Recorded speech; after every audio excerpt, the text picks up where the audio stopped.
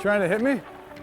I really like the size of the city. This was a good fit. I previously worked in Cincinnati, so I know the Ohio area fairly well. Really like the pace of life here, the attitude, the type of person you meet in this area. I think the people that are in this organization that I knew of, between John Tortorella, John Davidson, Yarmo, all people that are highly respected in the game, and I think that's an easy one to sort of latch onto as well. You know, I was going in completely fresh. I never worked with him before, didn't know him, but I was looking forward to, you know, being with a new coach. Lots of talk on this, D, lots of talk. Execute. He's opened up a great line of communication amongst the D, and you know, he even did a cool thing this year with taking each D pair out to dinner to try and get to know us on a personal level. You still good for Arizona, you think? Yeah. To go for dinner? Okay. Plan on it. Savvy? Yeah, I'll just make sure with him then.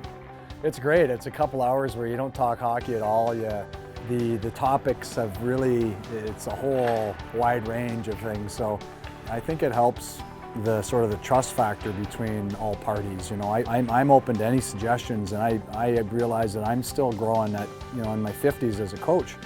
It's not a race here. Let's have good habits when we do this.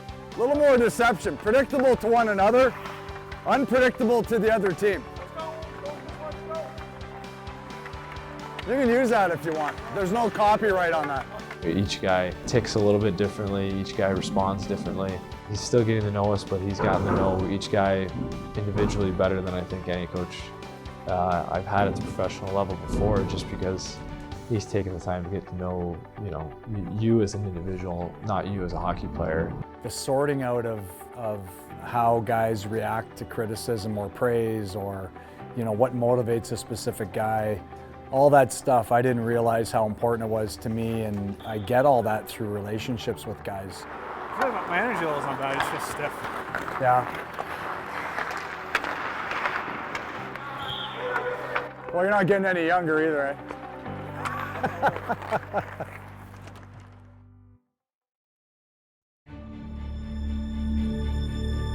Right from the start of camp, the staff made it very clear they wanted the D to be a big part of the offense this year and make us more responsible offensively. Atkinson hangs on patience. In front, Seth Jones. He shoots and scores. Jackets win it overtime. I wasn't too sure coming into the year where I'd fit in.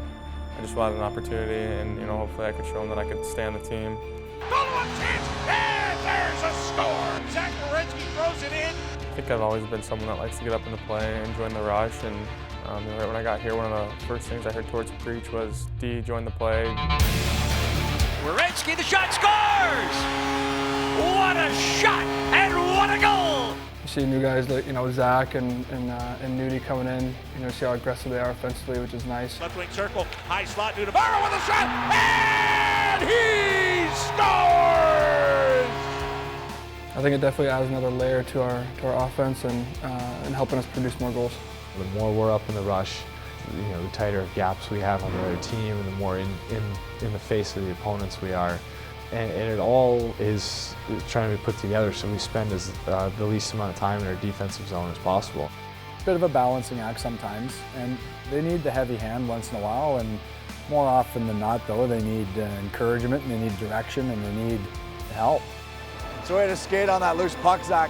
When you wheel the net though, you gotta be ready earlier to make the next play if you can. Was it? Okay. Hey, D to D, soft in the corner.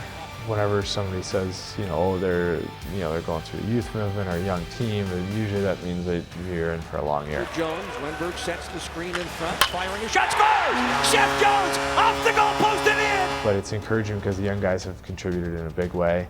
Jack Johnson is one of the true grittiest competitors I've coached. You see our back end, how much youth is there. And I think it's really important for our young guys just to watch how he handles himself in the training room, in the weight room, on the bus, how he dresses, all the things that these young kids have to understand. The things that we tell the young guys is just, you know, what to pack for a road trip, or, you know, what time's the bus. You know, we try to be a friend and a teammate first. They've got plenty of coaches. They don't need another guy in their ear.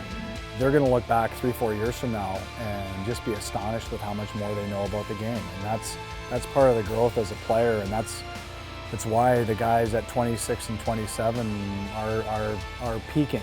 It's energized me just in terms of it's given me excitement for this year because the team is winning. Who knows how good we can be? You know, our job is to just keep them pointed in that direction and keep getting them better, a little bit better every day, every game, every practice. When you realize the things you have to do to win, everyone's willing to do it because winning's worth it. It's worth that extra ice bag after you block a shot. Clearing guys out of the blue, you know, you got all 5 guys in there, so it's kind of that, you know, gang mentality. And you know, when you're winning, you're having fun, and those things that are hard don't quite seem as hard.